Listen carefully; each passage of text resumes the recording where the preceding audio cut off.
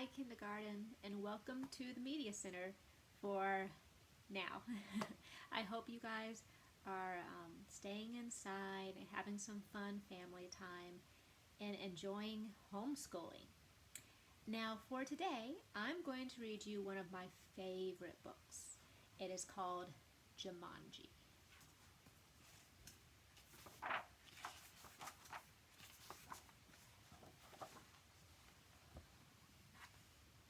Now remember, Mother said, your father and I are bringing some guests by after the opera, so please keep the house neat. Quite so, added Father, tucking his scarf inside his coat. Mother peeked into the hall mirror and carefully pinned her hat in place, then knelt and kissed both children goodbye. When the front door closed, Judy and Peter giggled with delight. They took all the toys out of their toy chest and made a terrible mess.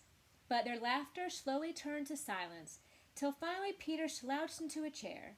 You know what, he said, I'm really bored. Me too, sighed Judy.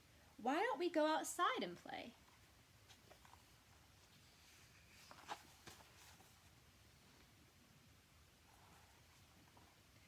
Peter agreed, so they set off across the street into the park. It was cold for November.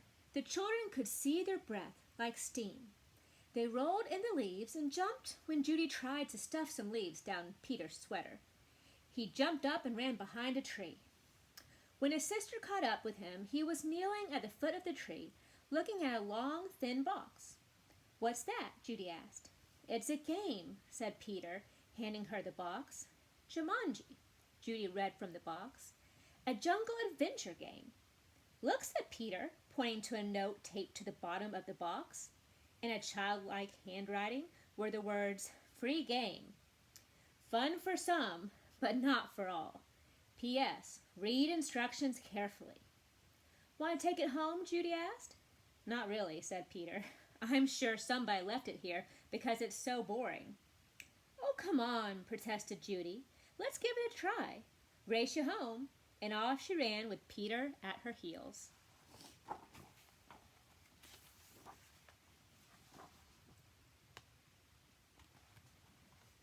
At home, the children spread the game out on a card table.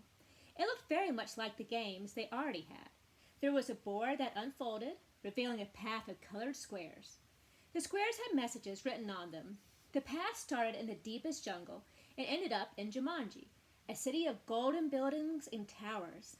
Peter began to shake the dice and play with the other pieces that were in the box. Put those down and listen, said Judy. I'm going to read the instructions. Jumanji, a young people's jungle adventure especially designed for the bored and restless. A. Player selects piece and places it in the deepest jungle. B. Player rolls dice and moves piece along path through the dangers of the jungle. C. First player to reach Jumanji and yell the city's name aloud is the winner. Is that all? Asked Peter, sounding disappointed. No, said Judy. There's one more thing, and this is in capital letters. D. Very important. Once a game of Jumanji is started, it will not be over until one player reaches the Golden City.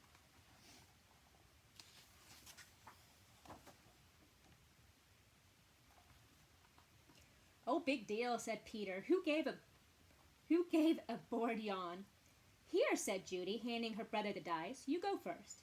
Peter casually dropped the dice from his hand. 7, said Judy. Peter moved his piece to the 7th square. Lion attacks. Move back 2 spaces, read Judy.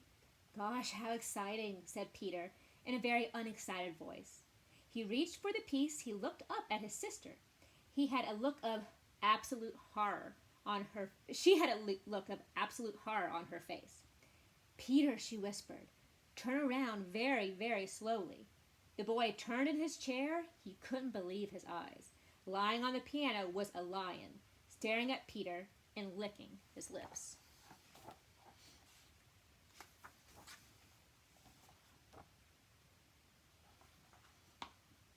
The lion roared so loud it knocked Peter right off his chair. The big cat jumped to the floor. Peter was up on his feet, running through the house with the lion. A whiskers leaned behind him. He ran upstairs and dove under the bed. The lion tried to squeeze under, but got his head stuck.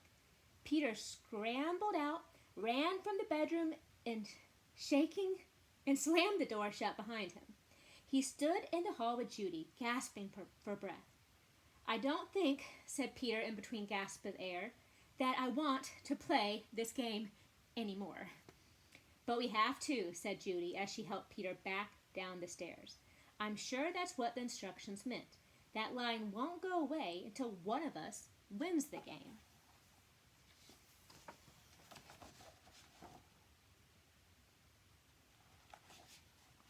Peter stood next to the card table. "Can't we just call the Sioux and have him taken away?" From upstairs came the sounds of growling and clawing at the bedroom door. "Or maybe we could wait till Father comes home."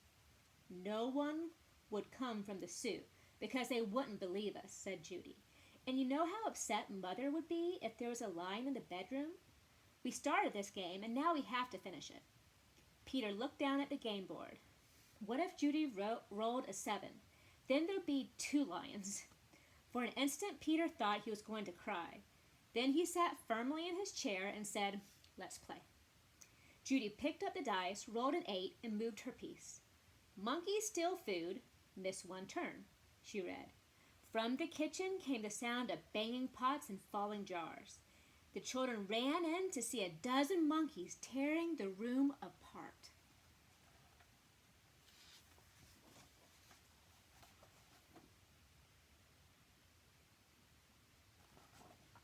"Oh boy," said Peter. "This would upset Mother even more than the lion." "Quick," said Judy. "Back to the game." Peter took his turn. Thank heavens. He landed on a blank space. He rolled again. "Monsoon season begins. Lose 1 turn." Little raindrops began to fall in the living room. Then a roll of thunder shook the walls and scared the monkeys out of the kitchen. The rain began to fall in buckets as Judy took the dice.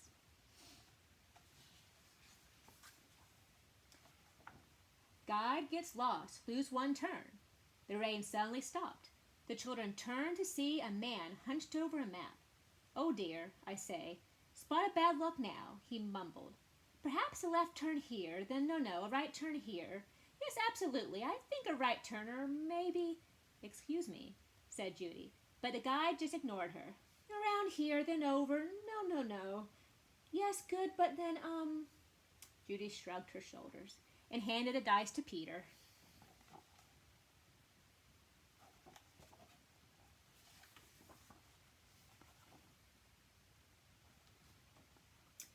"4, 5, 6, he counted. "Bitten by a tsetse fly. Contract sleeping sickness, lose 1 turn." Judy heard a faint buzzing noise and watched a small insect land on Peter's nose. Peter lifted his hand to brush the bug away, but then stopped, gave a tremendous yawn, and fell sound asleep with his head on the table. Peter, wake up!" cried Judy, but it was no use. She grabbed the dice and moved it to a blank space.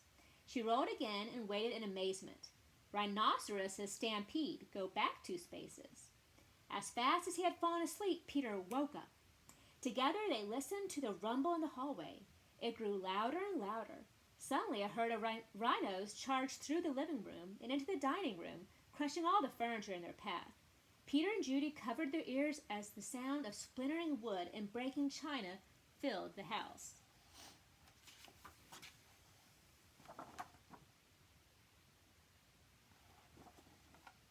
Peter gave the dice a quick tumble. Python sneaks into camp. Go back 1 space. Judy shrieked and jumped up on her chair. "Over the fireplace," said Peter.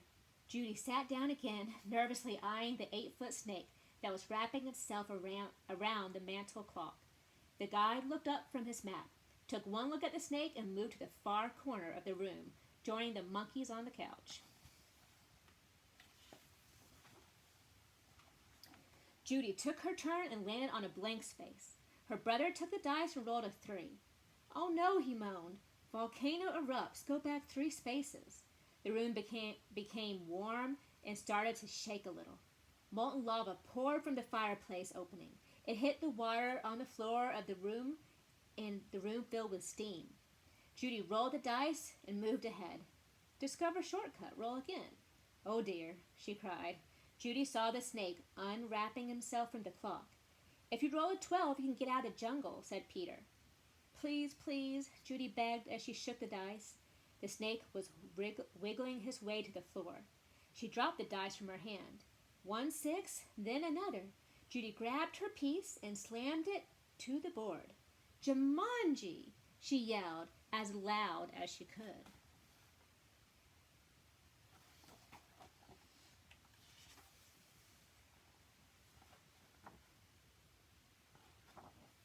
The steam in the room became thicker and thicker. Judy could not even see Peter across the table. Then, as if all the doors and windows had been opened, a cool breeze cleared the steam from the room. Everything was just as it had been before the game. No monkeys, no guide, no water, no broken furniture, no snake, no lion roaring upstairs, and no rhinos. Without saying a word to each other, Peter and Julie threw the game into its box. They bolted out the door and ran across the street to the park and dropped the game under a tree. Back home, they quickly put all their toys away. But both children were too excited to sit quietly, so Peter took out a picture puzzle. As they fit the pieces together, their excitement slowly turned to relief and then exhaustion. With the puzzle half done, Peter and Julie fell sound asleep on the sofa.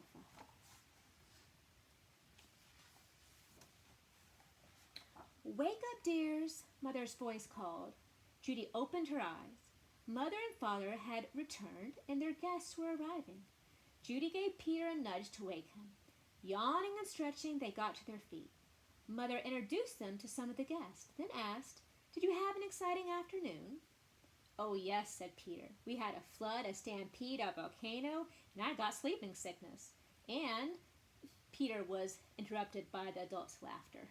"Well," said Mother, "I think you both got sleeping sickness. Why don't you go upstairs and put on your pajamas? Then you can finish your puzzle and have some dinner."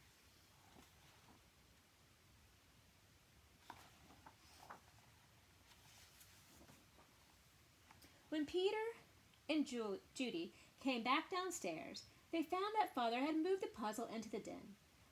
While the children were working on it, one of the guests, Mrs. Budwing, brought them a tray of food. "Such a hard puzzle," she said to the children. "Daniel and Walter are always starting puzzles and never finishing them." Daniel and Walter were Mrs. Budwing's sons. "They never read instructions either." "Oh, well," said Mrs. Budwing, turning to rejoin the guest. "I guess they'll learn." Both children answered, "I hope so." But they weren't looking at Mrs. Budwing.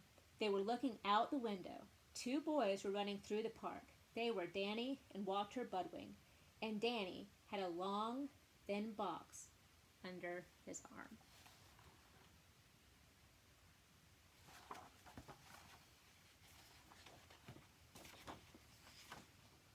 The end. Well, I really hope those 2 boys follow directions. If they don't, it could be kind of bad. All right, thank you guys so much for listening while I read Jumanji.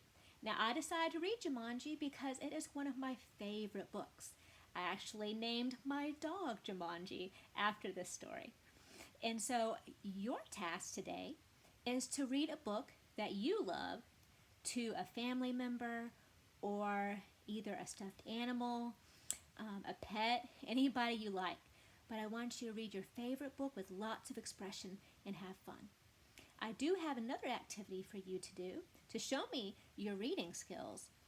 I want you to go on to this activity only if you can. It's called Flipgrid, and your parents will download a Flipgrid